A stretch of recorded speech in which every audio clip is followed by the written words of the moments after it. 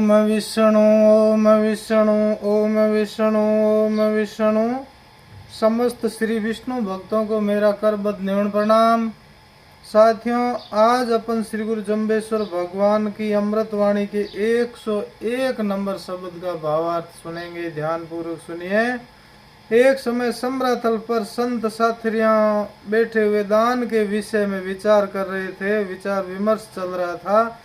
उसी समय एक ब्राह्मण वहां पर आया और उसने बीच में ही बात काट कर कहा कि यदि किसी को दान देना हो तो पहले तो शुभ दिन, वार, घड़ी, नक्षत्र का विचार करना चाहिए। उसके बाद तीर्थों में जाकर अमावस्या, पूर्णमासी या संक्रांति के आदि शुभ दिनों में ब्राह्मण को दान देना चाहिए, जिससे पुण्य अधिक होता है।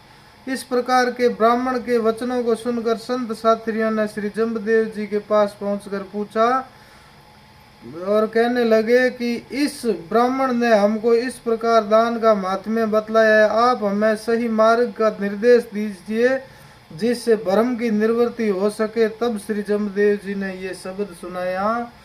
ओम नित ही अमावस नित संक्रांति, नित ही नवग्रह वैसे पाती, नित ही गंग हिलोरे जाए, सदगुरु चीने सहजे नहाय। निर्मल पानी निर्मल घाट, निर्मल धोबी मांड्यो पाट, जेयो धोबी जाने धोय, घर में मेला वस्त्र रहे न कोय। एक मन एक चित साबण लावे, पैरन तो ग्राहक अति सुख पावे, ऊंचे नीचे करे पसारा, नहीं दूजे का संसारा। तिल में तेल पहू में पास, पांच तंत्र में लियो प्रकाश, बिजली के चमके आवे जाए, सहज सुन में रहे समाय। न योगावे न योगवावे, सुर्गे जाते वार न लावे, सदगुरु ऐसा तंत्र बतावे, जुग जुग जीवे बौर न आवे। इस प्रकार गुरु महाराज जाम्बो जी ने ये बहुत ही पवित्र, बहुत ही सुंदर शब्द सुनाया। जब सूर्य और चंद्रमा एक राशि में आ जाते हैं और जब तक एक राशि में रहते हैं तब तक अमावस्या होती है। सूर्य के प्रभाव से चंद्र लुप्त यानी प्रभावहीन हो जाता है, इसीलिए उपवास का विधान किया गया है तथा शुभ कार्यों के लिए पवित्र दिन माना गया है। यह संयोग एक महीने में आता है, किंतु यहाँ श्री जम्बदेव जी कहते हैं कि नित्य ही अमावस्या है। आपको इस प्रपंच में पढ़ने की आवश्यकता नहीं है। तथा एक राशि से दूसरी राशि में सूर्य संक्रमण काल को संक्रांति कहते हैं। सूर्य एक महीने तक एक ही राशि में रहता है। ये पुण्य काल भी एक महीने पश्चात ही आता है, परंतु यहाँ पर भगवान ने नित्य ही संक्रांति बतलाया है। और रवि, सोम, मंगल, बुध, बृहस्पति, शुक्र, शनि और राहु तथा केतु ये सभी सदा ही एक साथ नहीं आ सकते। इनका भी अपना अपना काल निश्चित है, लेकिन गुरुदेव जाम्बो जी ने कहा है कि नित्य ही पंक्ति में बैठे मिलते हैं, यानी साधक के ऊपर अपना प्रभाव नहीं जमा सकते हैं। नित्य ही नवग्रह बैठे पांति। तथा गंगा भी मरु प्रदेश से बहुत दूर है, बड़ी कठिनाइयों से पहुंचा जा सकता है वह भी कभी कभी, लेकिन यहाँ पर बतलाया कि गंगा भी हिलोरे नित्य ही लेती है। उसका सही भाव आप आगे सुने। ये सभी अमावस्या, संक्रांति, नवग्रह तथा गंगा उसी के लिए ही सुलभ है तथा नित्य आनंद देने वाले पर्व है, जो सदा ही सतगुरु परमात्मा को पहचान करके उनमें एकाग्र वृत्ति से स्मरण करता हुआ तल्लीन हो जाए और उनमें ही उस परमानंद का दिव्य स्नान करता हो। उनके लिए न तो अमावस्या की प्रतीक्षा करनी होगी और न ही संक्रांति, गंगा आदि की ही, वह तो सदा स्नान करता ही है। ऐसा स्नान ही परम दिव्य तथा नित्य होता है। पीछे की पंक्तियों में स्नान बतलाया था, अब आगे यह गुरु महाराज ये बतला रहे हैं कि स्नान करने के लिए साधन रूप जल आदि क्या हो सकते हैं। बाह्य शरीर का स्नान तो जल से किया जा सकता है, किंतु अंदर आत्मा के शरीर का स्नान तो निर्मल उमंग की तरंगों से किया जा सकता है। जिस प्रकार जल में तरंगे उठती है, उसी प्रकार हृदय में भी आनंद की तरंगे उठती है। वही जल आंतरिक स्नान के लिए उपयुक्त है। तथा यह स्थूल शरीर ही अंदर प्रवाहित होने वाली नदी का घाट है। इसीलिए सर्वप्रथम यह शरीर रूपी घाट ही परम पवित्र होना चाहिए तथा इन आत्मा को आच्छादन करने वाले वस्त्र रूपी जो काम, क्रोध, लोभ, मोह, ईर्ष्या, मत्सर्य आदि को धोने वाली बुद्धि रूपी धोबी ने परम पवित्र होकर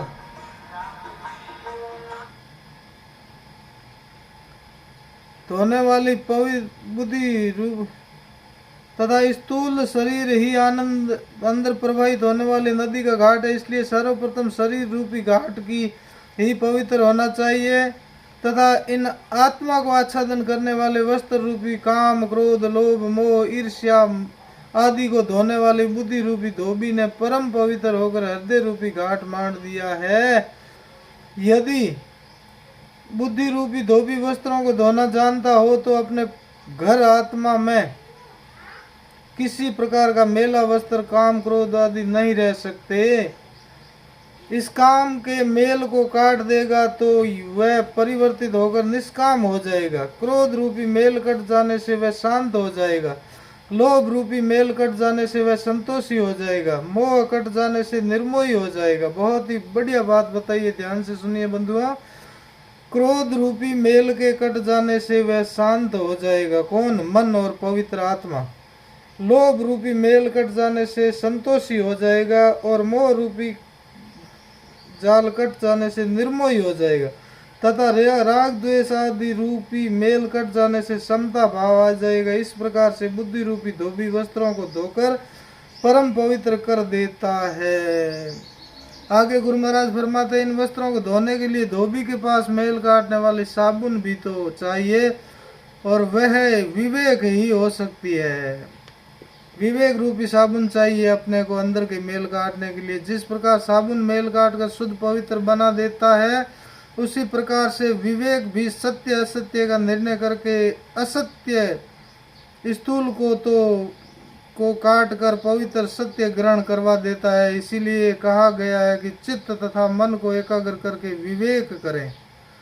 इस विवेक से सत्य असत्य का निर्णय हो सकेगा। ऐसी साबुन यदि कोई लगाता है तो निश्चित ही काम आदि मेल छूट जाएंगे। ये ही आत्मा को आच्छादन करते हैं, वस्त्र की तरह ढके हुए रहते हैं। इनकी निवृत्ति होते ही आत्म दर्शन हो जाता है। शुभ वस्त्रों का यानी सद्गुणों का समागम आ जाता है, जिसे धारण करने से जीव आत्मा अत्यधिक आनंद को प्राप्त होती है।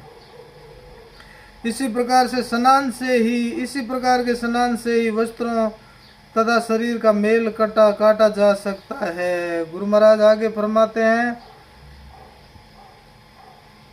जब साधक स्नातक हो जाता है, हृदय की उमंगों में स्नान करता हुआ जब बाह्य दृष्टि यदा कदा फैलाता भी है तो जहाँ तक दृष्टि का पसारा होता है वहां तक उसी परमात्मा का ही संचार दिखाई देता है। वह ऐसी अवस्था आ जाती है जो योगी की दृष्टि को परमात्मा मई बना देती है। परमात्मा के परम धाम से लेकर नीचे पाताल पर्यंत एक ही परमात्मा की ज्योति का दर्शन होता है, उसके अतिरिक्त और कुछ भी नहीं दिखता। जैसी दृष्टि वैसी सृष्टि। जिस प्रकार से तिलों में तेल रहता है और पुण्यों पुष्पों में सुगंधी रहती है, उसी प्रकार से इन स्थूल पांचों तत्वों में भी परमात्मा की ज्योति का प्रकाश ही है। जिस प्रकार तिल में तेल, फूल में सुगंध दिखता नहीं है, अनुभव का विषय बनता है, उसी प्रकार से वह परमात्मा सर्वत्र समाया हुआ होने पर भी दृष्ट नहीं होता, किंतु अनुभव का विषय हो सकता है। आगे गुरु महाराज फरमाते हैं, शरीर में जीवात्मा का प्रवेश बिजली की चमक की तरह ही होता है। जिस प्रकार से बादलों में एक क्षण में तो बिजली चमक जाती है यानी प्रकट होकर दिख जाती है, दूसरे क्षण में पुनः छुप जाती है, उसी प्रकार से यह जीवात्मा भी शरीर में एक क्षण में तो प्रवेश कर जाता है और दूसरे ही क्षण में निकल भी जाता है। तथा जो नित्य ही उमंग में स्नान करता है, जो परम ज्ञानी हो चुका है, उसकी आत्मा शून्य ब्रह्म में ही लीन हो जाती है, तब वह जन्म मृत्यु के चक्कर से छूट जाता है। अथवा दूसरा अर्थ, जब साधक साधना में लीन होता है, उस दशा में प्रारंभ में कुछ समय तक तो मनोवृत्तियां बिजली की चमक की तरह ही होती है। जब वे निरोध अवस्था में होती है, तब तो एक क्षण के लिए आत्म साक्षात्कार परम ज्योति का दर्शन होता है, किंतु दूसरे ही क्षण में वृत्ति का उत्थान हो जाता है तो पुनः अंधकार आ जाता है। बिजली की भांति चित्त वृत्तियां चंचल होती है, किंतु अभ्यास की तीव्रता से जब वृत्तियों का निरोध हो जाता है तो सहज रूप से ही शून्य ब्रह्म में समाहित हो जाती है। ऐसी परमावस्था को प्राप्त हुआ साधक योगी फिर मौन हो जाता है। कहा भी गया, बाल्यम पांडित्य निर्विज्ञ मुनि मौनी भवति। सर्वप्रथम चंचल बाल्य अवस्था आती है, तत्पश्चात साधना द्वारा पांडित्य विद्वता आती है तथा अंत में इन दोनों को ही छोड़कर तीसरी अवस्था में मुनि मौन हो जाता है। न तो वह किसी के गुणों व अवगुणों का बखान करता है और न ही किसी से अपने लिए करवाता भी है। ऐसा व्यक्ति स्वर्ग सुख अर्थात मुक्ति को प्राप्त करते हुए देर नहीं लगाता, उनके लिए मुक्ति अति सुलभ हो जाती है। सदगुरु परमात्मा स्वयं विष्णु ही आपको ऐसा तत्व आत्मा उपलब्धि का उपाय बतला रहे हैं। जो इस तत्व को प्राप्त कर लेगा वह युगों युगों तक जीवित रहेगा, वह कभी मरता नहीं है। उसकी आत्मा सहज शून्य ब्रह्म में लीन हो जाती है तो फिर मरने का तो सवाल ही पैदा नहीं होता। वह तो युगों युगों तक जीवन धारण करता हुआ फिर वहां यहाँ मृत्यु लोक में शरीर धारण करके नहीं आएगा। बोलो श्री गुरु जम्बेश्वर भगवान की जय, श्री विष्णु भगवान की जय।